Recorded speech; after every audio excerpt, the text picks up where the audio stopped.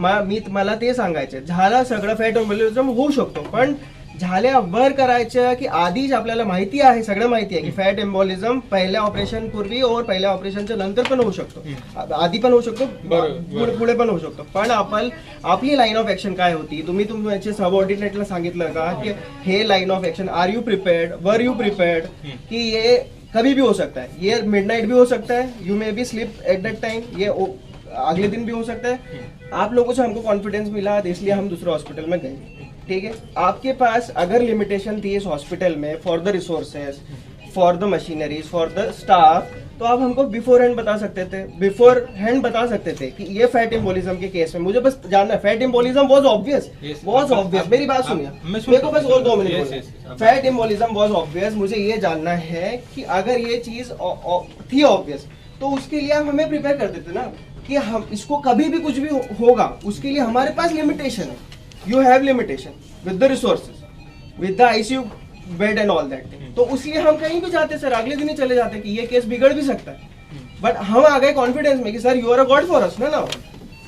अब हम यहाँ 2 हफ्ते रहेंगे, 3 हफ्ते रहेंगे, आप गॉड है हमारे लिए. दैट वाज द चुकी का थिंग. मैं बोल रहा हूँ कि वो गलती की बात है ना सर. होने वाला है, कभी भी हो सकता है. पेशेंट सही दिख रहा है, आपका कंसर्न ये है पेशेंट सही दिख रहा है, 15 मिनट बाद उसको क्या होगा नहीं पता. ठीक है, पर उस केस के लिए ये आपने हमको कन्वे कर दिया. क्या आप लोग प्रिपेयर थे उस चीज के लिए कि इसको आईसीयू तक ले जाने के लिए भी 4 आदमी लगेंगे और तुरंत इसको देना पड़ेगा अपने को वेंटिलेटर? वर बी प्रिपेयर्ड. मैं आज सुबह आया सर, उसने हाथ टाइट कर दिए थे. मैं उस सिचुएशन में नहीं था कि मैं उनको कन्वे कर पाऊँ उनकी फैमिली वालों को. मैंने समझ गया था लाइन्स नहीं चल रही थी, इट वॉज स्ट्रेट, और आप धीरे धीरे मैसेज कन्वे करने का मेरे को ट्राई कर रहे थे, और मैं भी फैमिली के सिचुएशन में. पर हम उसको खाना खिला के गए साथ में. It was a curable end a treatable case. A 25-year young lad passed away in front of me and your hospital. It was curable. Second line of action could have done before. अगर आप prepare रहते, अगर आप लोग prepare थे, मेरा वो concern है सर. अगर प्रिपरेशन रहती कि सेकंड लाइन ऑफ एक्शन, आज ही इंसान है, इसको फैट एम्बोलिज्म कभी भी हो सकता है, एक स्पेशल अटेंडी रहना चाहिए था. ये सब आईसीयू के पेशेंट है. He was there in the general ward for almost 24 hours. He was treated with the normal fracture people. It was the one of the most critical case in your ward yesterday. I would say, I am saying, still I am saying. 30 घंटा वो normal ward में कैसे रह सकते हैं? That is the case, sir. 30 घंटा बोलिए जर तुम्ही नाईटला वॉर्ड ठेवताय, त्याला जागायला ठेवता इथे, तर तो झोपतो का? तुमचं लक्ष हवं ना त्याच्यावरती. तो झोपतोय, पेशंटला काय हवंय नकोय हे काहीच नाहीये सर. तो झोपला होता रात्री, त्यांनी येऊन पेशंटला बघायला हवं होतं. त्यांनी बरं ठीक आहे तुम्ही नाईट ट्रीटमेंट केली लवकर, पण त्याला काय होतं हे तर एकदा चेक करायचं ना. मी स्वतः 2 वाजता त्या पेशंटचं दर 2 तासाला सिन्स ऍडमिशन मी फॉलोअप घेतलं. रात्री पण आले होते वडिलांना पण विचारलं. डॉक्टर आले होते का काका? रात्री डॉक्टर आले होते? मी होतो की नाही आपल्या किती वेळा येत होते डॉक्टर? मी इथे नसतो. 3-4 वेळा गेलो. ब्रदर पण झोपलेला, डॉक्टर समीश म्हणून आहे, समीश तो पण झोपलेला आतमध्ये. ब्रदर 2 ब्रदर त्या केबिन मध्ये झोपले. हा तिकडे झोपलाय समीश. त्यांना 10 वेळा बोलवायला लागते, 11 वेळेस येतात ते. त्या म्हणतात मेरा वही कंसर्न है सर. ये अभी जो बात बोली इसमें मेरा वही कंसर्न है ना. Second line of action ready नहीं था. If were the fat embolism case end it was a death threatening case, fat embolism रात को 2 बजे, 3 बजे, सुबह 4 बजे भी हो सकता है. इतना उस पेशेंट के साथ why there were not an attendee for us. अगर वहां पे हमको ये पहले बता देते कि हम we are short of resources in case of fat embolism, we can not let that patient go to the intense critical care. हम उसको ना 4th फ्लोर से दूसरे फ्लोर तक भी नहीं ला सकते. आपको ये हमको बिफोर एंड आपके हॉस्पिटल की लिमिटेशन बतानी चाहिए थी. हम यहाँ पे चांस ही नहीं लेते सर. सुरुवातीला सांगितलं हम यहाँ चांस ही नहीं लेते. This should have been conveyed before and कि अगर फैट एम्बोलिज्म हुआ है बचाने की. सर मैंने आपसे पूछा ना, कल भी मैं आया था sir, what is the future, will he able to walk? हाँ definitely. I was also in the confidence by looking at it. ठीक है, and you people are know, I come to know the fat embolism terminology for the first time. You know how to treat people in that case and how to reach that person to the intense critical care. You know that. वो चीज आप हमको convey नहीं कर पाए. That is the flaw of you and your management and your whole team. That is what I am trying to convey, and this was a complete flaw management I am saying here. Should I speak? Yes. हे बघा, fat embolism नावाचा जो प्रकार असतो madam sir जे तुम्हाला सांगतोय, तुमचं जसं फिमर फ्रॅक्चर आहे तसंच आपल्या वॉर्डमध्ये कमीत कमी at any point of time 4 ते पेशंट तसेच ॲडमिट असतात. 4 ते 5 पेशंट जर व्हायटली स्टेबल आहे, पेशंट जर ओके आहे, श्वास घेतोय, त्याला त्या वेळेला ऑक्सिजनची गरज नाही, बोलू शकतोय, तर आपण पेशंटला इंटेन्स जे म्हणतात ICU मध्ये आपण शिफ्ट करत नाही. ICU मध्ये शिफ्ट करण्यासाठी इंडिकेशन लागतं की पेशंटच्या जीवाला काही धोका आहे का, पेशंट आत्ता त्याला श्वास घ्यायला त्रास होतोय का, किंवा पेशंटला असं झालंय की बाबा पेशंटला एवढं बरं, हे मोठं सगळं compound चेकअप नाही. केलं होतं का तुम्ही अरे हे पेशंटला? सगळं चेकअप केलं. चला आता मला सांगा, हे सगळं तुम्ही आम्हाला मला convey एक केलं. मिनिट, मला एकदा बोलू आम्हाला दे. तुम्ही हे कन्वे नाही केलं सर काय कन्व्हे नाही कि केलं हे म्हणजे? त्याला उसको सांस लेने में प्रॉब्लम आ सकती है. अरे मैंने हाँ, सुनो, पर सुनो तुरंत मेरी लाइन बात. ऑफ एक्शन भी फुडे सुनो करना भैया, सर. सुनो, मेरा क्या कहना है, ये कोई प्रेडिक्ट नहीं कर सकता. अरे सर, आप मेरे ये को कोई- सिम्टम्स तो बता सकते हो क्या कि symptoms इन बताए? केस ऑफ एक्सटेंसिव क्रिटिकल केयर कब जरूरत पड़ने वाली है. ये पेशेंट सही लग रहा है, but as a Maine doctor आपको बताया ना कि इसको सुला के कुछ नहीं देना है, इसको अगर सांस लेने में तकलीफ होता बताइए. इनके पिताजी थे, ये थे, मैंने आके चार बताया यार. वो मैं आपको बता रहा हूँ. consequence बताने थे सर. आपका हे बघा मॅडम, बेड न मिळणे, एक मिनिट, बेड न मिळणे, हा हे issue न आपल्या मिळणे, YCM चा नाही मला नाही, माहिती. मी लगेच पावलर बेड पहिल्यांदा अरेंज नाही केला. केलाय का नाही केलं? पावलर बेड जसं दुसऱ्या पेशंटचं आपण तुम्हाला शिफ्ट केलं ना दुसऱ्या बेडवर. 10 वेळा सांगा. अरे दादा, ते आता मी डॉक्टर आहे, काही गोष्टी मला ऍडमिनिस्ट्रेशनचं समजून घ्यावं लागतात. तुम्ही म्हणताय बरोबर आहे, ठीक आहे, आपलं टर्शरी केअर सेंटर आहे. आणि दादा हे बघा, तुम्ही जे म्हणताय ना की आपण तुम्हाला का नाही सांगितले, this is a tertiary care centre, we cannot refer patient from here, this is the last line. हे टर्शरी केअर सेंटर आहे, हे ओव्हरलोडेडच असणार आहे. तर आपल्याकडचं बेस्ट मॅनेजमेंट काय देऊ शकतो आपण ते प्रयत्न करतो. पेशंट जर व्हायटली स्टेबल आहे तर आपण पेशंटला जे प्रायमरी मॅनेजमेंट आहे ते लावून आपण वॉर्डमध्ये ठेवणार, त्याला ट्राय करणार की जितके पेन किलर्स, IV फ्लुइड्स देऊन पेशंट आपल्याकडनं जितकं मॅनेज होते आपण ते ट्राय करणार. असं नाहीये की याच्या व्यतिरिक्त जाऊन काय केलं पाहिजे. पेशंट जर व्हायटली स्टेबल, तुम्ही जेव्हा पेशंटला ICUत आणता, आम्हाला पहिला प्रश्न असतो की पेशंटला ICU मध्ये का आणलं. तुम्ही असं ऑब्झर्वेशन साठी मॅडम सगळे पेशंट ICU मध्ये आणून नाही ठेवू शकत. मग ज्या पेशंट्सला खरोखर गरज आहे, ज्या पेशंटचा ऑपरेटिव्ह मध्ये खूप ब्लड लॉस झाले, मग त्यांना कुठे ठेवणार. आपल्याकडे 100-150 बेड नाही आहे ना ICUचे. जेव्हा आपल्याला कळते की नाही बाबा ह्या पेशंटला इंडिकेशन आहे की ICU मध्ये just for observation if we start. Private setup हा वेगळा असतो, हा सरकारी सेटअप हा वेगळा असतो. प्रायव्हेट मध्ये they shift to ICU because they want to do things. त्यांच्याकडे ठीक आहे, हे म्हणताय स्पेशल अटेंडिंग. पेशंट जर व्हायटली स्टेबल आहे मॅडम, स्पेशल अटेंडिंग नाही. आम्ही म्हणतो नातेवाईकांना तरी थांबवा, आपला पेशंट ओके होता. मी तुम्हाला वारंवार तेच सांगायचं. आणि तुम्ही म्हणताय हे फिमर फ्रॅक्चर, हे एकुलता एक क्रिटिकल केस नाही आपल्या वॉर्डमध्ये, ठीक आहे. जेव्हा मोठ्या हाडाचं फ्रॅक्चर होतं, हे खालच्या गुडघ्याच्या खालचं असू दे किंवा गुडघ्याच्या वरचं असू द्या, असे कमीत कमी वॉर्डमध्ये 4 ते 5 पेशंट 100% असतात. पण not every patient goes through all of this. So nobody can predict it.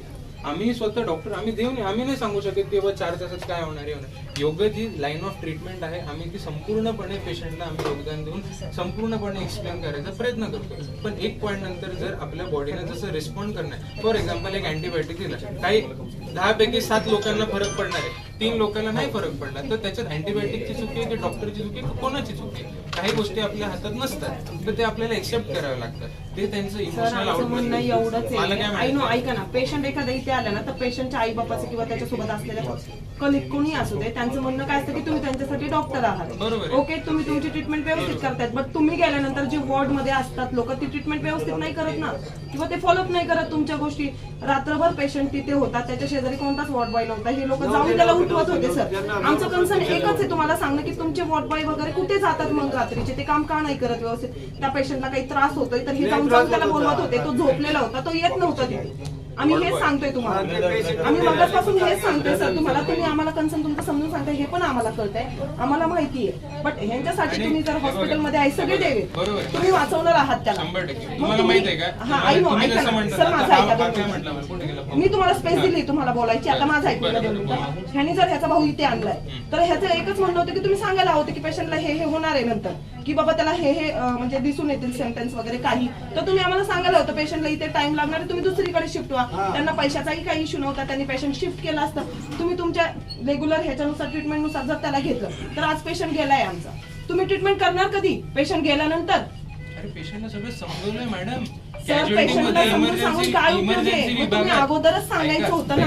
ऐका, पेशंट जेव्हा आला, पेशंटची सिस्टर होती, पेशंटचे ब्रदर होते, वडील होते, मी स्वतः पेशंट रात्री आला होता आपला, जेव्हा मी त्यांना इतकं डिटेल मध्ये सांगितलं, पेशंटचे पाय कसे आपल्याला पाहिजे तिथून पासून सगळं समजवले. दोघांना मी स्वतः समजवले की पेशंटला कधीही हा त्रास होऊ शकतो. तुम्ही म्हणताय ना आम्ही त्रास नाही समजवलाय, त्रास हा कॅज्युअलिटी मध्ये बरं ठीक आहे, मला एक उत्तर द्या. ऍडमिशन स्लिपच्या 6 अगोदर वाजता पेशंटला समजवलं. आतमध्ये का घेण्यात आला असेल? कारण काय? इंडिकेशन कधी तुम्हीच म्हणता ना ICU मध्ये कधी काय झालं? का घेण्यात आलं? असं काही 6 नाही. वाजता सकाळी सकाळी पेशंटला आयसीयू मध्ये का घेण्यात घेतलंय आलं? ना, तर काय result दिसलं काय तुम्हाला सिम्पटम्स असे की खूप Result इमर्जन्सी काय होतं त्याला आयसीयू मध्ये घेण्यात? त्याला आत घेण्याचं हा, रिझन होतं त्याला ना. आयनोट्रोपिक ड्रग्ज म्हणतो आपण. जेव्हा आयनोट्रोपिक ड्रग्ज असतात किंवा व्हेंटिलेटरी सपोर्ट असतो, हे आपल्या वॉर्ड मध्ये नसतं. व्हेंटिलेटरी सपोर्ट सगळे इंटेन्सिव्ह केअर युनिट्स मध्येच असतात, आयसीयू मध्येच अवेलेबल असतात. तर पेशंटला जेव्हा आपण सॅच्युरेशन घेतोय, बीपी घेतोय, त्याला आपण ट्यूब टाकली की तो स्वतःहून श्वास नाही घेऊ शकत आहे, त्याला व्हेंटिलेटरी सपोर्टवर शिफ्ट करायचं आहे, आयनोट्रोपिक ड्रग्ज द्यायचे. आता ते ड्रग्ज दिल्यानंतर त्याचं मॉनिटर करणं गरजेचं आहे. आयनोट्रोपिक ड्रग्ज असे ड्रग्ज असतात ज्याच्याने आपली हृदयाची जी क्षमता आहे, जे आपण हार्टबीट्स म्हणतो, ते वाढवायची क्षमता असते त्याच्यामुळे आपण आयसीयू मध्ये शिफ्ट केलं त्यांना. हे सगळं मॉनिटर करण्याकरता. आता पेशंटचं रिस्पॉन्स आपल्याला मॉनिटर करण्यासाठी आयसीयू मध्ये हे सर्व मॉनिटर करण्यासाठी तुम्हाला सकाळी 6चा टाइम भेटला आणि जेव्हा ऍडमिट केलं पेशंटला त्यावेळेस तुम्हाला हे मॉनिटर करणं गरजेचं वाटलं नाही? पेशंट अनरिस्पॉन्सिव्ह पहाटे 5:40 झालेले आहेत. Not since admission. Patient was conscious since admission. Patient was under the influence of alcohol since admission. But patient was not unresponsive since admission. Patient unresponsive झाल्यानंतर आपण आयसीयू मध्ये शिफ्ट करणार नाईटला ना. कोणता वॉर्ड बॉय होता माहितीये का? आता आहे का तो? वरून बघायला लागेल ते आपल्याला जे कोण आहे. सर तुम्ही माझं प्रश्नाचं उत्तर नाही दिलं. जर तुम्ही सकाळी घेतलेलं आहे त्यांना हे सिम्पटम तुम्ही जे म्हणताय हे सगळं प्रक्रिया त्याच्यावर करण्यासाठी, तर रात्री का नाही केलं? हे असं काय जाणवलं तुम्हाला की तुम्हाला हे सगळे जी प्रोसेस आहे तिथं वॉर्डात नाही तर इथं आयसीयू मध्ये भेटतात? त्यामुळे रात्रीच तुम्हाला जेव्हा पेशंट ऍडमिट झालं त्यावेळेस तुम्हाला ही प्रक्रिया त्यांच्यावर राबवता आली नाही? पेशंट स्टेबल होता मॅडम ऑन ऍडमिशन. पेशंट आपला ओके होता. पेशंट वॉर्डात आला. पेशंटचा सिटी ब्रेन पण करून घेतला आपण, कारण त्याची प्रिव्हियस डोक्याची सर्जरी झाली होती. आपल्याला रिलेटिव्हने हिस्ट्री दिली, आपण त्याची फाईल मागवली डीवाय मध्ये. तेच तुम्ही जे काय डीवाय पाटील मध्ये केलं होतं तर त्याचे आपण फाईल्स पण मागून घेतले. आपण एक न्यूरो सर्जरी रेफरन्स देखील करून घेणार होतो त्यांचं, की त्याचं अजूनही काही रेसिड्युअल लॉस आहे का त्याला. ठीक आहे, हे सगळ्या गोष्टी आपण वॉर्ड मध्येच केले. तोवर पेशंट ओके आपला. तिने क्वेश्चन तो नाही केलाय. सकाळी आतमध्ये घेण्याचं कारण काय? कारण अनरिस्पॉन्सिव्ह 5:45 ला झालं ना म्हणजे पेशंट. सकाळी जाणवलं? हो.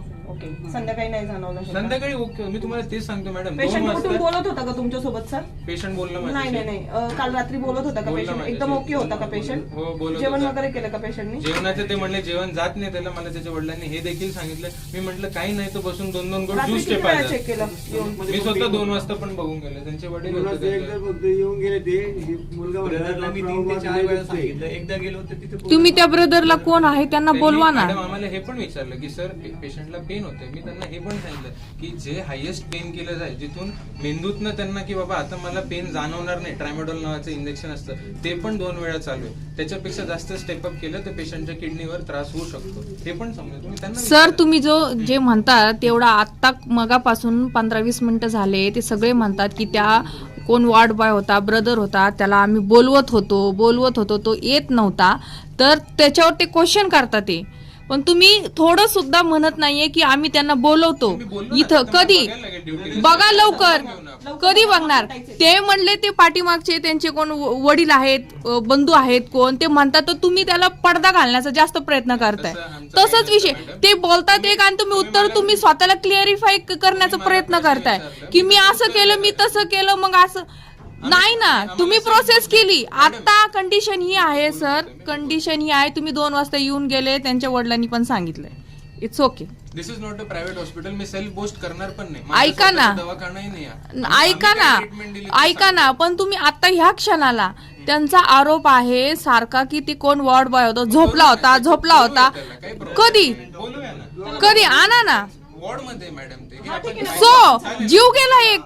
अरे हो, जाऊया. मी नाही कुठे म्हटलोय. तुम्हाला रोजचा आहे जीव, रोज जातो, रोज जन्माला येतो, तो गोष्ट वेगळी आहे. पण फरक पडतो मॅडम. त्यांना त्यांचे वडील येते. असं बोलू नका. आम्हाला पण फरक पडतो पेशंटचा जीव. नाही तसंच जाणवतंय. तुम्ही त्या वॉर्ड बॉय होता, कोण होतं पेशंटला? बोलवा लवकर, यांना बोललो तुमच्या विश्वासावर येतो. बोलवा. बोलतात काय विश्वास, कसला विश्वास? काय बोलले तुम्ही? नाही बोलले. तुम्हाला एक बोलत होता. बरं ठीक आहे, वॉर्ड बॉयला बोलवा लवकर. हा, ठीक आहे, करा तुमचं काय. आणि तिथं पेशंट जेवढे आहेत, त्यांना कुठे विचारायला पाहिजे तर रात्री कुठे आले का ते कोण वॉर्ड बॉय होते रात्री, त्यांना बोलवून त्यांचे इन्सेसला बोलवा, काहीतरी करा. कोणतरी असेल ना. एकच होता का वॉर्डवर? दुसरं कोण होतं का त्यांचं? बाकीचे होते पण ते काय तुम्ही त्यांची नाव वगैरे नाही माहिती का? नाव नाही आठवत. अशा कंडिशन मध्ये नाव कोण विचारते? स्वतःला स्वतःच्या पोराचं पडलेले. नाव माहितीये डॉक्टर 4-5 जण होते तरी पण ते नाव काय होतं? 4-5 जण असून एकही नव्हता पेशंटचे फॉलोअप घ्यायला. एक जण कोणतं ठीक आहे, डॉक्टरांनी आपलं फॉलोअप ज्या तासानी वेळानी करायचं असतं त्यांनी केलं, पण जे आता सारखे यांचे वडील आणि इतर जे आरोप करतात ते सारखे की ते झोपले होते, आले नाही, आम्ही सांगतोय, त्याच्यावर काय ऑब्जेक्शन नाही. तो मुलगाच नाहीये, तो वॉर्ड बॉयच नाहीये ज्याच्यावर जिम्मेदारी दिली होती एका जीवा सोडून अख्खी आयसीयूची जीवाची जिम्मेदारी दिली असणारी. हा टिक करत तर तिथं जागेवर गेला असं काहीतरी. यांना काय जन्म काय मृत्यू काय रोजच बघतात, त्यामुळं काय यांचं हृदय दगडात पाषाण झालेलं आहे.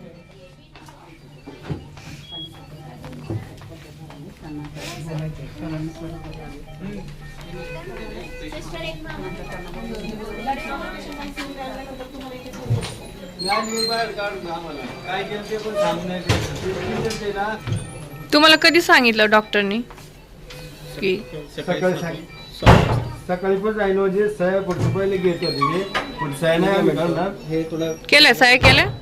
आम्ही नाही केली. इंटेन्स केलं. गाय मध्ये येणं यांनी दोघांनी सह्या केलं काय म्हटलं म्हणून सह्या काय केली. आणि मला 7 वाजता सांगण्यात हा. आलं. पेशंटला 6 वाजता आतमध्ये घेतलं, 7 वाजता सह्या घेतल्यानंतर ह्यांना आतमध्ये बोलल्यानंतर म्हणजे 540 ला आता ते व्हिडिओ मध्ये पण सांगितलंय 540 ला तो अनकंडिशनल होता, म्हणजे कॉन्शियसनेस लॉस केले, प्राण गेले होते त्याला 540 ला. म्हणजे त्यांना माहित होतं की ते आपल्यावर येऊ नये म्हणून सिग्नेचर. आणि सांगितलं की पुढची ट्रीटमेंट करायची तर त्यासाठी शुद्धीवर पल्स येत आहेत अशी बोलली. म्हणून मी टेन्शन मध्ये मी मला जेव्हा आलेलं सापडलं तेव्हा प्राण गेलेला होता. ते सेम कंडिशन होतं, तो म्हणून राहिला होता की हात पाय ते स्टिफ करून राहिलाय आणि पुढच्या आम्ही शेवटी एक ECG घेऊया आणि हळूहळू पल्स जाऊन राहिले त्याचे, तसं म्हणून राहिले होते. पल्स पण नाही सापडत, असं करून आताची कंडिशन आहे का तीच मी आतमध्ये तेच एंटर same झाले का तीच condition. कंडिशन आहे. सकाळी आणल्यानंतर काय काय treatment दिली त्याच्यावर ती चौकशी. ते म्हटलं CPR दिले दोन काय माहिती दिले का नाही आणि ECG दिलाय माहित नाही. आम्ही जेव्हा आलो पण नाही तो नसेलच त्याच्यात गेलो नसच येत नसेल तर CPR देऊन काय करणार आहे ते? एकदा होते ना आपण हे कसे एक पायाचे ना सगळे एक पायाला झालेले फ्रॅक्चर आहे बरोबर, आणि त्याची क्रिटिकल कंडिशन होती, त्याला ह्या बेडवर ठेवलं होतं. ते बेड वरती पण येऊ शकत नव्हता. बेड मागण्यासाठी 10 वेळा बोलावं लागलं, तरी पण म्हणतात बेड अवेलेबल नाही आहे, लगेच नाही देऊ शकत. नंतर प्लास्टिक पण डॉक्टरांनी येऊन सांगितलं की त्याला ह्या बेडवर नका देऊ. पेशंट गेला त्याला त्यानंतर त्या त्यांच्याकडे दुसऱ्या अवेलेबल बेडवर झाला ठेवा. बेड. म्हणजे डॉक्टरांनी येऊन सांगितलं होतं, तरी पण मला 10 वेळा बोलवायला लागलं त्या वॉर्ड बॉयला की अरे चला मामा हे कोणीच लक्ष देत नव्हतं. हे त्याच्यावर लोटतंय ते त्याच्यावर मॅडम लोटतंय. आता ते व्हिडिओ मध्ये तुम्ही मागे गेला ना, त्यांना स्वतःनी कबूल केलं आहे की पेशंट 5:40 ला इनॅक्टिव्ह झालं होतं. इनॅक्टिव्ह झाल्यानंतर त्यांनी इंटेन्स क्रिटिकल केअर वर टाकलं तोपर्यंत नाही हा. गेलो. आणि फॅट एम्बोलिझम त्याला ना 1 तास आधीच होऊन राहिला असेल, तेव्हा कोणी पण इकडे उपस्थित 2 वाजल्यापासून नव्हतं. त्याला त्रास होता. हा. 2 वाजल्यापासून. फॅट एम्बोलिझमच्या केस मध्ये व्हिडिओ मध्ये पण 2 वाजता सांगितलं. डॉक्टर येऊन गेले बोलतात, मग 2 नंतर त्यांना त्रास व्हायला हा लागला. आणि मग डॉक्टरांनी नोटीस नाही केलं का 2 नंतर? तेच. परत तेच आलेच तर नाहीत का problem डॉक्टर? ते आलेच नाही ना मग एवढं. मित्रा माझं किती 4 वाजता विचारलं होतं मला ते. मी असं मला त्रास होत होता ना रात्रभर, म्हणलं झोप नाही येतोय का, त्रास होतोय का, हो म्हणलं. मी त्याला विचारलं त्रास होतोय का, हो टाइम विचारलं, मग 4 वाजता मग झोपलो मी. 4 वाजता पेशंट तुझ्यासोबत हा. बोलला. 4 वाजता त्रास होतोय नंतर बोलला. या बेडवर शिफ्ट केलं होतं. त्याच्यानंतर मला काय माहिती, मी झोपलो. तुमच्याकडे वॉर्ड बॉय लक्ष देतात का व्यवस्थित? हा? वॉर्ड बॉय लक्ष देतात का व्यवस्थित? कंटिन्यू येतात का? तुमच्याकडेच काय येत नव्हतं रात्री? काय माहिती. रात्रभर येत होता वॉर्ड बॉय. ते नाही ते मॅडम गोळ्यावर द्यायला येते ना. रात्रीचे पण येत होते? रात्री येत होते का? हा रात्रीला येतात ना. मग ह्यांच्याकडे कसं काय नाही आले, तुमच्याकडे आज आले? रात्री आलं होतं 4 काका ऐका ना, घाबरायची गरज नाहीये. तुमचा नाही, पेशंट आम्ही- येते, मला पण आम्ही माहिती आहे. झोपलो तुमच्या पेशंटला काहीच प्रॉब्लेम नाही आम्हाला होणार आहे. काहीच तुम्ही नाही. फक्त सांगा क्लिअर काय काय आहे. म्हणतो, आम्हाला तुम्ही रात्री काही- इथंच होते का? हा वडील झोपलो होतो रात्रभर, मग ओके, झोपलो. तू होता. तुम्ही झोपल्या वॉर्ड आला होता सांगा. खरं सांगायचं नाही तर आम्ही CCTV चेक करू. तो घाबरेल एक मिनिट. नाही नाही रात्री नाही. हा मला दिसलं नाही काहून की मी दिसत नाही ना, कारण आपण मग काका तुम्ही झोपला होता, तुमचं पण पेशंट आहे, तर मला माहिती आहे की आपलं पेशंट असल्यामुळे डॉक्टर काहीतरी त्यांना त्रास देईन म्हणून तुम्ही बोलताय ती गोष्ट वेगळी आहे. पण मला सांगा, जर तुम्ही खरंच म्हणताय अर्धा तासाला एवढं येत असतात तर मग पेशंट गेलाच कसं काय? दुसरी गोष्ट, इथं CCTV कॅमेरे ते जर चेक केलं आणि त्याच्यात जर खोटं निघालं, उद्या जर तुमच्या मुलाला किंवा इतर पेशंटला देव करो होऊ नये, त्यामुळे हे सगळं चाललंय. एक जीव गेलेला आहे. इथे या डॉक्टरांना काही गरज पडत नाही. रोज ह्यांच्याकडे हाताने जन्माला पण घालतात, त्याच हाताने जीव पण जातो. बरोबर आहे की नाही? असं येत नाही ते काय त्रास वगैरे झालं तरी. म्हणजे बोलावर येतं, बोलावं लागतं. समजा तुमच्याकडे पेशंट जवळ जर कधी कुणी नसेल, आई वडील नातेवाईक कुणी नसेल, आणि समजा पेशंटला काही झालं, मग त्यांनी काय करायचं? बोलवायला लागतं डॉक्टर. कोण? तुम्ही जाणार उठून? पेशंट जाणार का? म्हणजे पेशंट जाणार का? काय पेशंट तुम्ही जाणार का? आता ह्या कंडिशन मध्ये जाणार का? मग त्यांचं काम आहे ना, त्यांना रात्रीचं कशाचं पेमेंट देतो आपण, कशासाठी ठेवलेलं आहे, त्यांचं कामकाज काय आहे? हो. उद्या तुम्हाला, आता समजा तुम्हाला इमर्जन्सीला लघवीला जायचंय, बाथरूमला आहे, प्रत्येक वेळेस येऊन त्यांनी विचारलं पाहिजे की काय तुमची काय तकलीफ आहे, काय प्रॉब्लेम काय काय होतंय, काय आले होते रात्री, आले होते. रात्री तर मी नाही बघितलं. नाही आले, कोणीच आलंच नाही. कोणीच नाही आलं. कोणी आलं पण कुणी- ज्यावेळेस हे गेले होते ना त्यांचे वडील, हा. त्यावेळेस मी स्वतः पाहिलं होतं. त्यांनी सांगितलं, एक मिनिट एक मिनिट थांबा. त्यांनी स्वतः सांगितलं होतं की माझ्या मुलाला त्रास होत आहे, तुम्ही एक वेळेस येऊन बघा. बोलावं लागलं. ते डॉक्टर साहेब कोण ते आले होते. फक्त डॉक्टर आले, हा, त्यांनी- वॉर्ड बॉय वगैरे कुणीच नाही आलं. नाही, पहिले वार्ड बॉय वगैरे तेच आले, त्याच्यानंतर डॉक्टर साहेबांना बोलवलं, त्याच्यानंतर ते 2-3 जण आले आणि त्यांनी ते काय ऑक्सिजन वगैरे काय लावलं वाटतं. नंतर तिथं ते प्रोसिजर त्यांनी तिथं चालू केल्यानंतर त्यांनी उचलला, तिकडे घेऊन गेले. म्हणजे त्यांना तेव्हा लक्षात आलं पहाटेची हा, ते सकाळची. सकाळची गोष्ट आहे. म्हणजे त्यांना इथे आल्यावर का आलं की पेशंट अनकॉन्शियस झालाय आणि मग त्यांना वॉर्ड बॉय कोण होता इथे मॅडम? हा हे पण होतं सकाळपासून, सकाळी होतं ते. सकाळी किती- काय होतं पेशंटची कंडिशन काय होती मॅडम? सकाळी पेशंटची कंडिशन काय होती जेव्हा? किती वाजता आले होते तुम्ही? टायमिंग काय आहे तुमचा सकाळी जॉईनिंगचा? आमचं सकाळी 8. 8ला आले तुम्ही, पेशंट 6ला इथून हलवलंय मॅडम. तुम्ही म्हणता पेशंट ठीक होतं. कोणतं पेशंट आधीच्या दिवशीचं. तुम्ही कधीच विचारता कालचं आधी विचारता clear का? विचारलं तर हा, आम्हाला ओके. पण तसं काल व्यवस्थित पेशंट कसं सांगा. होतं सकाळी? काल सकाळी ना हा. 8 हा. ओके होता, म्हणजे ड्राउझीच होता तो. ओके. त्याला काय काय देण्यात आलं, म्हणजे ट्रीटमेंट काय काय करण्यात आली सलाईन त्याच्यामध्ये? लावलं होतं आणि इंजेक्शन जे होते ओके. डॉक्टरांच्या त्याचा पाय फ्रॅक्चर होता डॉक्टर दोन्ही- माझ्या दोन्ही म्हणण्याप्रमाणे. पाय, हो, दोन्ही ओके. पाय. मग तुम्ही मला सांगा, हा बेड आहे हा. ओके, ह्या बेडवरती पाय फ्रॅक्चर असणारा कसं काय, म्हणजे 2 पाय फ्रॅक्चर. दुसरा म्हणजे पाय कसं द्यायला काय दोन्ही पाय फ्रॅक्चर असल्यावरती हा. कोणत्या बेडवरती कम्फर्ट होता का? म्हणजे कळलं पाहिजे मी हो, इन्चार्ज आहे comfort यावर्षी. होतं. हा, तेच आधी actually तुम्ही- मी तेच विचारायला आले होते ना, तुम्ही आधी inform करायला पाहिजे आपण ward कोण मध्ये. आहे? परमिशन घेतली का? हो, परमिशन घेतली. हो हो हो. कुणाची? कशाची? हे वडील आहेत तिचे पेशंटचे परमिशन घ्यायची. बसलो तर 100 पेशंट जातात. आधीच पहिली चक्की नाही. एक सेकंड थांबा ना. तुम्हाला बोलवल्यापर्यंत या ना. हो, मला फोटो काढतायत त्याची. मॅडम माझ्या गळ्यात काय दिसतंय का? ऐका ना, एक ते मिनिट. दिसलं का नाही दिसलं? परमिशन कशासाठी? परमिशन घ्यायची. मी आता परमिशन घेऊ, सांगा कुठं आणि कशी परमिशन घ्यायची कशासाठी परमिशन? आणि कशासाठी घेऊ? चला, इकडे माझ्या रूम मध्ये आपण बोलू पेशंट समोर नको. नाही मी आज व्हिडिओ काढतीये. यांनी जबाब दिलाय काही पेशंटनी. उद्या जर यांना काही झालं, ऐका ना, एक मिनिट, शांती. बरं, एक मिनिट ऐका. उद्या आज ह्यांनी कबुली दिलेली काही पेशंटनी, तर काय द्यायची ती दिली. हा द्या, हा. ज्या संदर्भात द्यायची होती, रात्रीच्या संदर्भात ह्या पेशंटच्या संदर्भात जे द्यायची होती ती दिली. उद्या ह्याच व्हिडिओ बघून जर ह्या पेशंट लोकांना त्रास झाला तर त्याला जिम्मेदारी कोण? मग काय तुमचं काय म्हणणं आहे? मला माझं म्हणणं माझं नाहीये. म्हणणं एकच आहे. ह्यांचा प्रश्न आहे, ह्यांच्या प्रश्नांची उत्तरं द्या. हे वडील आहेत. ऐका, मला चला आपण सरांच्या इथे जाऊ. मी सरांकडे माझं म्हणणं एक मिनिट. मॅडम तुम्ही पण आई आजी सगळे माझं आहात. म्हणणं एवढंच आहे मॅडम की सकाळी आपण तुम्ही रूम मध्ये जाऊन बोलले की नाही, इथं- पेशंटला इथेच त्रास बोलू नको. आपण. नाही आधीच्या होणार पेशंटला त्रास. त्रास काका तुम्हाला त्रास होतोय आमच्या बोलण्याचा? त्रास होतोय का? तुला होतोय दादा त्रास? तुम्हाला होतोय त्रास? नाही ना, एक मिनिट ऐका. ऐका ना, ऐका ना ताई. ऐका. आपण पेशंटला पेशंटला यांना पेशंटची काय लागत आहे? माणूस आहे मी सगळ्यांना माहिती त्यांचा पेशंट गेलाय.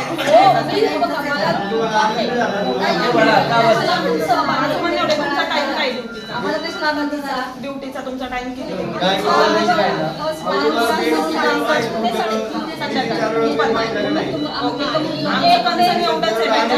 रात्री जो वॉर्ड बॉय होता तो त्याच्यावरती लक्ष देत नाही, तो पेशंट कडे लक्ष देत नाही. जाऊ शकतो 10 वेळा त्याला आवाज दिल्यानंतर तो पेशंट कडे येतो. ओके, आमचं एवढंच कन्सर्न आहे. आम्ही हेच विचारतोय त्यांना. तुम्ही स्वतः आलं की मला विचारा काय असेल ते. आम्ही तुम्हाला विचारायला आलोच नव्हतो. आम्ही फक्त यांचं एवढंच कन्सर्न घेतलंय.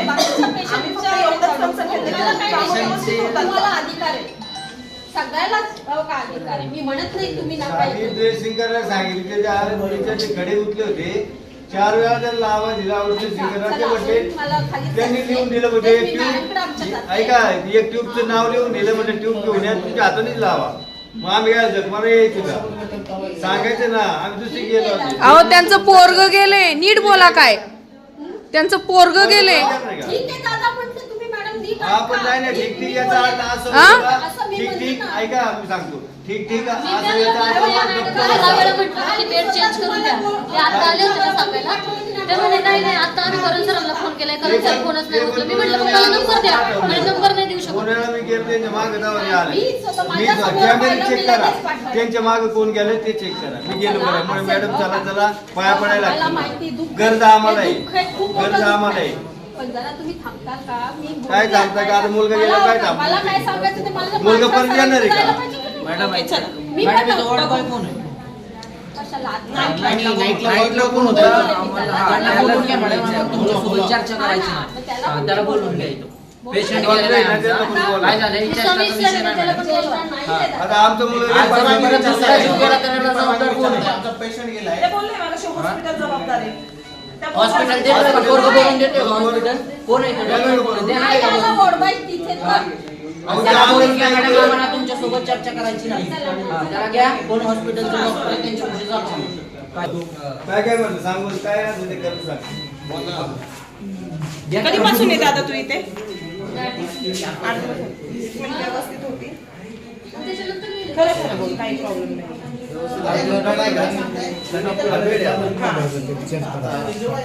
ऑटोमेट आहे ना हा पण याला काहीच नाही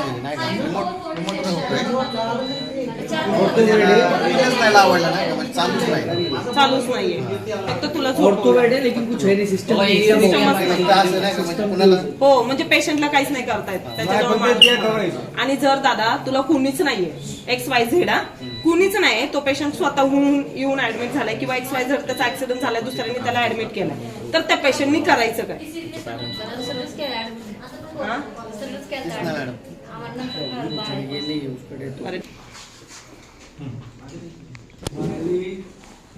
अरे टोटल ना कोणी आलं नाही.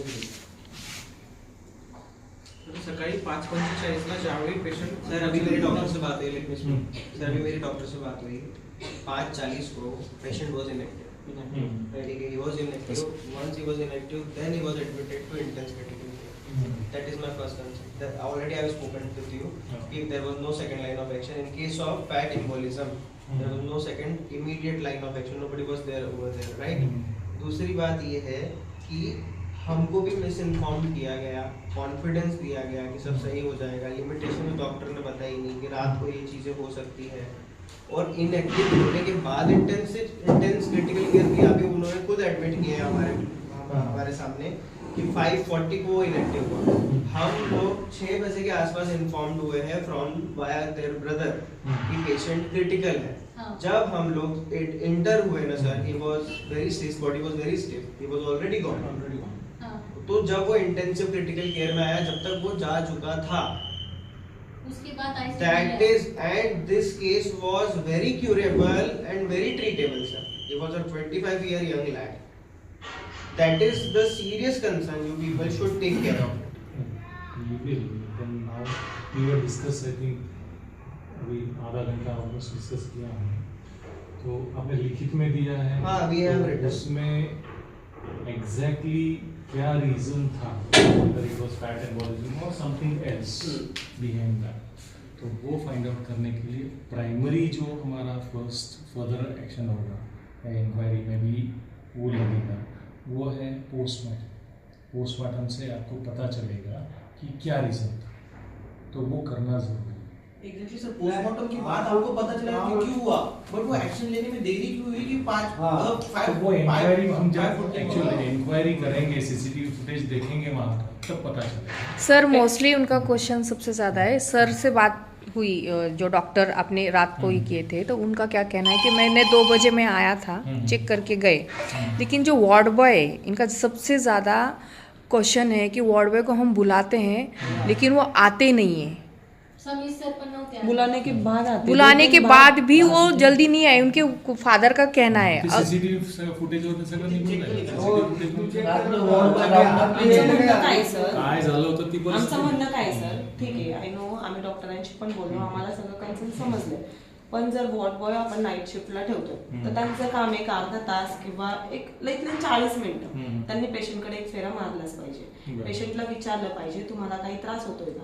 बट काकांनी सांगितलं, म्हणजे पेशंटचे जे गेलेले पेशंट आहे त्यांच्या वडिलांनी सांगितलं, ते तिथे होते नाईटला, पेशंटला बोलवायला गेलं, म्हणजे ते जर वॉर्ड बॉयला बोलवायला गेले तरी तो येत नव्हता लवकर, 2-3 वेळा बोलवल्यानंतर तो येत. ओके, आजूबाजूचे पेशंट पण तोच सांगतात की आजूबाजूच्या पेशंटचं पण आम्ही घेतलं, त्यांचं पण हेच म्हणणं आहे की नातेवाईक झोपला संध्याकाळची तर वॉर्ड तर पेशंट काय करणार आहे. माझा एकच विचार नाही सर, आता ठीक आहे की पेशंटचे नातेवाईक सोबत आहेत, आपल्याकडे असे पेशंट येतात की त्यांचं कोणीच नाही. ओके, वायसेम खूप फेमस आहे, मला पण माहिती आहे. तर विषय असा आहे सर की काही काहींचे ऍक्सिडेंट झालेले असतात, काही काहींना घरचे वगैरे माहित नसतात, मग तो पेशंट स्वतः थोडी ना उठून जाऊन बोलवणार आहे वॉर्ड बॉयला, मग त्यावेळेस काय होतं नक्की एक्झॅक्टली. अशी किती घटना घडतात की त्याला पेशंटकडे नातेवाईकच नाही असं. मग तो पेशंट थोडी ना वॉर्ड बॉयला जातो. नातेवाईक झोपला, कुठे बाहेर गेला काही घ्यायला, तर वॉर्ड बॉय स्वतः नाही येत आहे तिथे रात्री, पेशंट काय करणार आहे, तुला काय त्रास झाला तर. सहसा म्हणजे दवाखान्याचं हे पॉलिसीच आहे की प्रत्येक पेशंटकडं आयडियली नातेवाईक असावा. तर वॉर्डमध्ये जर 40 पेशंट असले तर ते एखाद्या दोघांकडं कुणी बघायलाच नसतं, मग त्यावेळेस कोणीतरी सोशल वर्कर किंवा जी NGO आहे त्यांचं कोणीतरी माझं म्हणणं असं आहे सर, एक मिनिट सर, अशी काही सिच्युएशन असते येते नातेवाईकांमध्ये देखील की YCM आहे हे, आणि काही घरगुती प्रॉब्लेम देखील असतात की तुम्हाला माहिती एखादी पेशंट जरी ऍडमिट केलं आणि त्यांच्या घरी कुणी इमर्जन्सी आली, ते जर गेले, तो एखाद्या व्यक्ती जो करता धरता आहे, तर त्या काळात 1-1.5 तास समजा तो आला नाही, 2 तास आला नाही, इव्हन टिफिन आणायला गेला, काही इमर्जन्सीसाठी समजा बाहेर गोळ्या तुम्ही लिहून दिल्या असतील, काही अशी इमर्जन्सी गोळ्या असतात, तो आणायला गेला, तर त्याच्या पुढे जर त्या काळात त्याला काही झाला, प्रॉब्लेम झाला, तर वॉर्ड बॉय आपण त्याला देखरेखीसाठी ठेवला जातो. वॉर्ड बॉय इंडिव्हिज्युअल पेशंटसाठी, एका पेशंटचं नाही म्हणत मी, तो वॉर्डसाठी राऊंड घेत राहतात. रात्री राऊंड नाही घेत आहे, तोच आमचा बोलणं आहे. आता मी 3-4 पेशंटनी विचारलंय, अर्धा-1 तासाने त्यांनी तिथं त्या क्युबिकल मध्ये जाऊन येणं अपेक्षित आहे. आता मी तोच विचारून आलोय, तो सगळे रात्री अख्ख्या वॉर्डसाठी एक नर्सिंग स्टाफ आणि एक वॉर्ड बॉय असे असतात. पण मी काय म्हणतो, अगदी बरोबर तुमचं, पण ज्यावेळेस माझ्या मुलाचं जास्त दुखायला लागले त्यावेळेस आम्ही विनंती केली, पण त्याला आपण आलीच नाही ना, झोपला होता. सीसीटीव्ही फुटेज मध्ये येईल ना सगळं समोर सर्व नंतरची कंडिशन, आधी बेड त्याला डॉक्टरने सांगितलं, डॉक्टरने की बेड त्याला चांगला वाला द्या की जो ऑटोमॅटिक वरती येईल, म्हणजे त्याच्या पायाची जास्त हालचाल होणार नाही. मग त्यांनी तो बेड पण द्यायला 10 वेळा बोलावं लागलं मला. तो पण प्रॉब्लेमच आहे ना, त्याला हालचाल करायला पण त्याला हे होत होतं ना, त्रास होत होता. सिच्युएशन काय सगळ्यांचं म्हणणं असेल, त्याचे दोन्ही पाय फ्रॅक्चर होते सर. जे लोक आहेत तिथं, तुम्ही जे नेमलेले कार्यकर्ते तुमचे जे आहेत, कर्मचारी आहेत, त्यांच्यावरती कोण निदर्शन करतो, कोण देखरेख कोण करतं, कारण की हे कोण काम करतंय, हे जेव्हा असं म्हणतोय तर एखादं चुकीचं नसेल ना, बरोबर, एक पेशंटचं चुकीचं नसेल ना, एकच पेशंटला प्रॉब्लेम येत नसेल, सगळ्या पेशंट जिथे पेशंट आहे त्या क्युबिकल मध्ये पेशंट सगळ्यांना विचारणार, त्यांना त्यांचे सुद्धा जबाब घ्या, मला एकदा लेखी द्या तुम्ही, म्हणजे मग ते एन्क्वायरी मी लगेच सुरू करून देतो. 1-2 दिवसामध्ये सगळी माहिती. अजून एक क्वेश्चन आहे, पेशंट आले आपल्याकडे परवा दिवशी सकाळी पहाटे, ओके, तर पेशंटला काल म्हणजे आज सकाळी पहाटे का घेण्यात आलं ICU मध्ये, हे कन्फर्म नाही सांगत आहेत आम्हाला. या पेशंटला जोपर्यंत क्रिटिकल होत नाही, पेशंटला लगेच डायरेक्टली ICU मध्ये नाही घेत अशा पेशंट. ओके, 4 वाजता तोच पेशंट 4 वाजता शेजारच्या मुलाला सांगतो की मला त्रास होतोय, डॉक्टर 2 वाजता येऊन चेक करून गेले, हे कळलं आम्हाला. तोच मुलगा 4 वाजता सांगत होता की मला खूप जास्त त्रास होतो, सहन नाही होते. त्याच्यानंतर तो पेशंट गेलेला आहे जागेवरती. हा, ह्याच्यावरच असा क्वेश्चन त्या आहे. पेशंटला 4 वाजता जर शेजारच्या पेशंटलाच सांगतोय की मला त्रास होते, एकमेकांचं बोलणं होत असतं, तर त्यावेळेस जर वॉर्ड बॉय आला असता तर ही घटना घडली नसती. हे जे नातेवाईक तुमच्याशी अशी मीटिंग करायला आली नसते. आता ते मगाशी त्यांच्याशी बोलताना मी ते सांगितलं की या रुग्णाला ICU मध्ये नेऊन वेगळी काही ट्रीटमेंट दिली जाण्याची शक्यता नव्हती, जी काही आहे. कारण अशा रुग्णांच्या बाबतीमध्ये जेवढी जास्त हालचाल होती तेवढी ते जास्त धोका उत्पन्न होतो. आतली जी साठलेली फ्रॅक्चर भोवती साठलेली चरबी जी आहे, आता मला सरांना क्लिअर करू द्या. अशी जी साठलेली चरबी आहे ती हालचालीमुळे रक्तवाहिन्यांमध्ये जाते आणि त्याच्यामुळे ते जी काही चरबी आहे ती मेंदूमध्ये जाणे किंवा हृदयामध्ये जाणे, फुफ्सात जाणे हे प्रकार होतात आणि त्याच्यातनं पेशंट दगावतो. तर अशा पेशंटच्या बाबतीत कमीत कमी हालचाल ठेवणे हा सगळ्यात पहिला प्रायमरी गोल. चरबी एकदा तिथून मेंदूकडे गेली तर ती चरबी तिथून काढण्याचं काहीही औषध नाहीये. हीच इन्फॉर्मेशन आधी का नाही दिली आम्हाला? सांगितलं होतं, साहेबांना सांगितलं, लेखी दिलेलं आहे, त्या पेपरवर लिहिलेलं आहे. लेखी असं दिलेलं आहे की हार्ट अटॅक किंवा स्ट्रोक येऊ शकतो, पण आता तो कुठे कुठल्या कारणाने सांगितलं फारच हालचाल नाही करायची. मग सांगायचं ना, हालचाल करूच नका त्याची, किंवा त्याच कारणाने ते जे काही स्प्लिंट दिलेलं असतं ते पायाला दोन्ही बाजूला जे लोखंडी अँगल बांधलेले असतात त्याच कारणाने असतात की हालचाल होऊ नये. ते जे 2 तुटलेले हाडं आहेत ते एकमेकावर घासले की ती हालचाल झाली की ती चरबी निघते आणि रक्तवाहिन्यांमध्ये जाते. तो जो तुम्ही म्हणताय ते लोखंडी तो बेड जर बघणार त्याच्यावर एक माणूस फक्त सरळ झोपू शकतो, त्याचे पाय असे होते, म्हणजे लिटरली पाय खाली जातो. तसेच ठेवावे लागतात, त्याच पद्धतीने ठेवावे लागतात.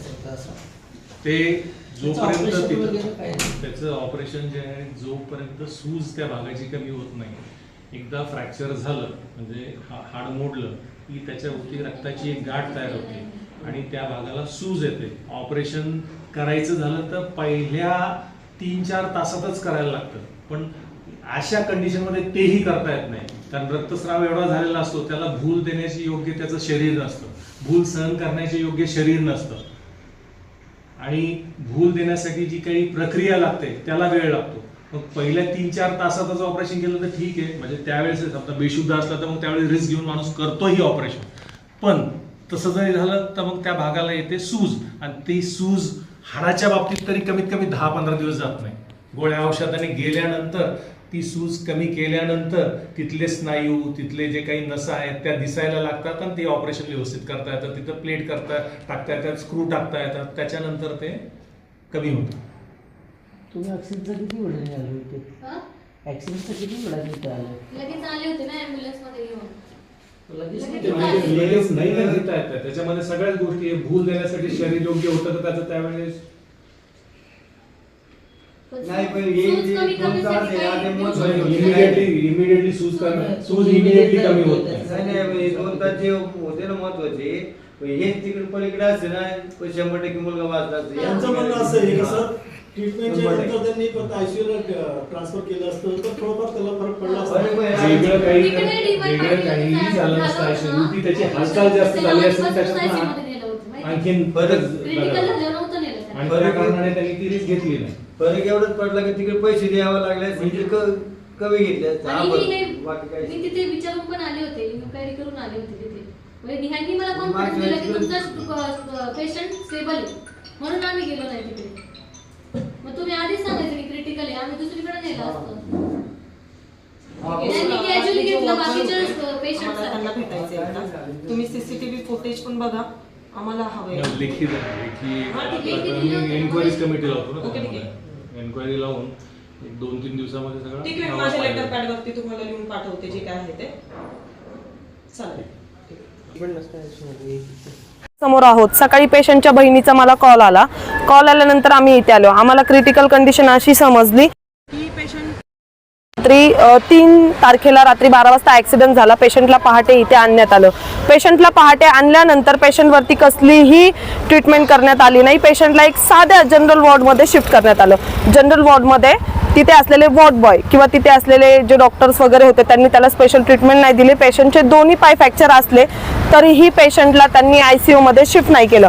आम्हाला असं सांगण्यात आल्यानंतर की पेशंटच्या ॲक्सिडेंट झाल्यानंतर जी पायाजवळची चरबी असते ती त्याच्यामुळे त्यांनी ट्रीटमेंट नाही केली. आणि आता असंच दाखवतायत, आज पेशंट गेलेला आहे सकाळी 5:40 आणि पेशंटला सकाळी 6 वाजता त्यांनी ICU मध्ये शिफ्ट केलं. मग पेशंट गेल्यानंतर यांनी ट्रीटमेंट चालू केली आणि त्यांनी त्यांच्या आई वडिलांकडून सिग्नेचर्स वगैरे घेतले डॉक्युमेंट्सवरती. त्यांना ACG वगैरे करणार असं सांगितलं, पण असं काहीही केलेलं नाही. पेशंट गेलेलं आहे, आम्ही वरती जाऊन पेशंट बघून आलेलो आहे. आणि ही आजचीच घटना नाही आहे, हे YCM मध्ये हे कंटिन्यू चालू असतं. तर माझी एकच रिक्वेस्ट आहे तुम्हाला की इथे येणारे प्रत्येक पेशंटला सांगण्यात यावं डॉक्टरांकडून की बाबा त्यांची जी रेग्युलर ट्रीटमेंट असेल, होणार नसेल तर त्यांनी तशी दाखवावी की बाबा त्यांना प्रॉपर ट्रीटमेंट नाही भेटणार आहे, त्यांना एवढा वेळ लागणार आहे. सांगण्यात येत नाही. YCM दरवेळेस हलगर्जीपणा करतं. ह्या गोष्टीमुळे कितीतरी अनेकांचे जीव गेलेले आहेत आणि आजही तीच दशा आपल्याला बघायला मिळते. धन्यवाद. 2 तारीखला रात्री मैडम 3 तारीख की सुबह को म्हणजे 2 तारीख की रात को 11:30 बजे उसका एक्सीडेंट हुआ था और हमको इन्फॉर्मेशन मिल गई थी अराउंड 12 वाजतापर्यंत आम्हाला इन्फॉर्मेशन भेटली होती. लगेच आम्ही आलो हॉस्पिटलमध्ये आणि तेव्हा हॉस्पिटलमध्ये भेटल्यानंतर डॉक्टरनी सांगितलं होतं की पेशंटचे ना 2 हाड आहे ना, सगळ्यात मोठे हाड मांडीचे तुटलेले आहे. त्यानंतर आम्हाला त्यांनी सांगितलं होतं की फॅट एम्बोलिझम म्हणून एक गोष्ट होते. तर तेव्हा पण जेव्हा पण हाड जब भी हड्डी टूटती है तो उसके बाद फैट एम्बोलिज्म होता है और वो उसके लिए कभी भी प्रिकॉशनरी मेजर्स की जरूरत पड़ती है. पर बट इतना क्रिटिकल कंडीशन में नहीं बताया था, बट नॉर्मली बताया था उन्होंने और हमने कंसेंट फॉर्म साइन कर दिया था. कल शाम को 10 बजे तक हमने उसको खाना वाना खिलाया, सब चीज़ों के लिए उसको रेडी करा एंड डॉक्टर ने भी हमको कॉन्फिडेंस दिया. पहली बात तो मैडम यहाँ पे इस हॉस्पिटल में हमको इस हॉस्पिटल की लिमिटेशन पेशेंट जाने के बाद बताई जा रही है कि हम एक क्रिटिकल पेशेंट के साथ एक वार्ड बॉय नहीं रख सकते. दूसरी चीज़, इनके पास इतना स्टाफ ही नहीं था कि ये यहाँ से क्रिटिकल केयर में ले जाए. अभी मैडम उन्होंने वीडियो में खुद कबूला है कि 5:40 पे patient was inactive. Post that वहाँ पे वो इंटेंस क्रिटिकल केयर में लाया गया है. हमको जब इन्फॉर्मेशन मिली, जब तक पेशेंट हाथ स्टिफ कर चुका था और ये सुबह से धीरे धीरे इन्फॉर्मेशन सर्कुलेट कर रहे थे हमको. ये बहुत ही बड़ा केस था और पूरे वार्ड में सबसे क्रिटिकल केस. दोनों उसके मांडी के उसके जो हड्डियां थे वो टूट चुके थे और वहां से फैट एम्बोलिज्म कभी भी हो सकता था. और उसकी 2 सर्जरी इन लाइन थी अगले वीक पे. पहली सर्जरी के पहले भी हो सकता था और दूसरी सर्जरी के पहले भी हो सकता था. मेरा ये क्वेश्चन है YCM हॉस्पिटल्स के लिए, क्या आपको इतनी अवेयरनेस थी तो क्या उसको स्पेशल ट्रीटमेंट दिया जा सकता था?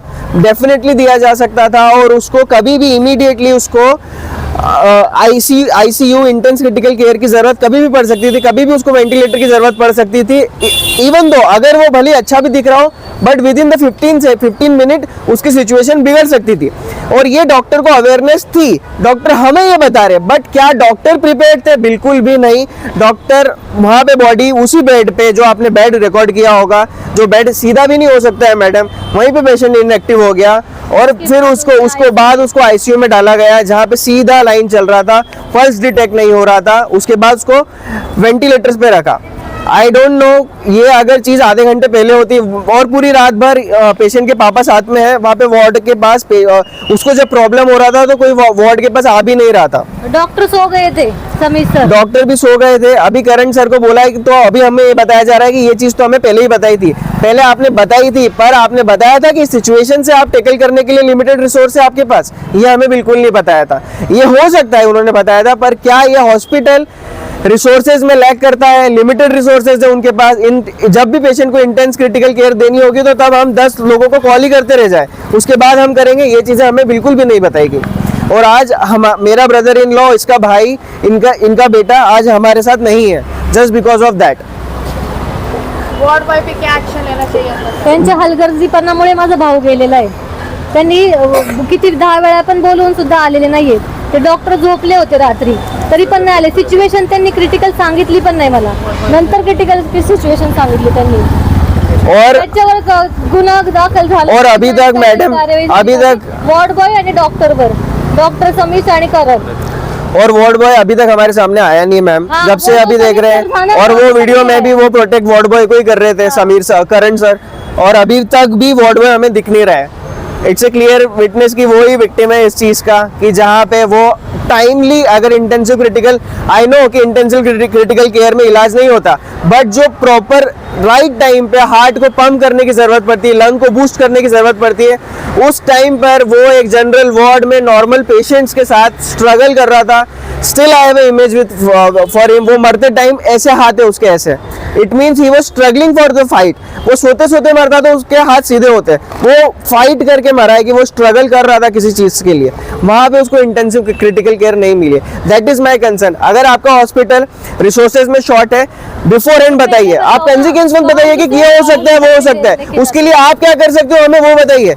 ये सब तो हमें पता है, बता दिया आपने कि ये चीजें हो सकती है, उसके लिए आप क्या एक्शंस ले सकते हैं उसके लिए उन्होंने बिल्कुल भी तैयार नहीं था और नॉर्मल वार्ड में उसको रखा गया।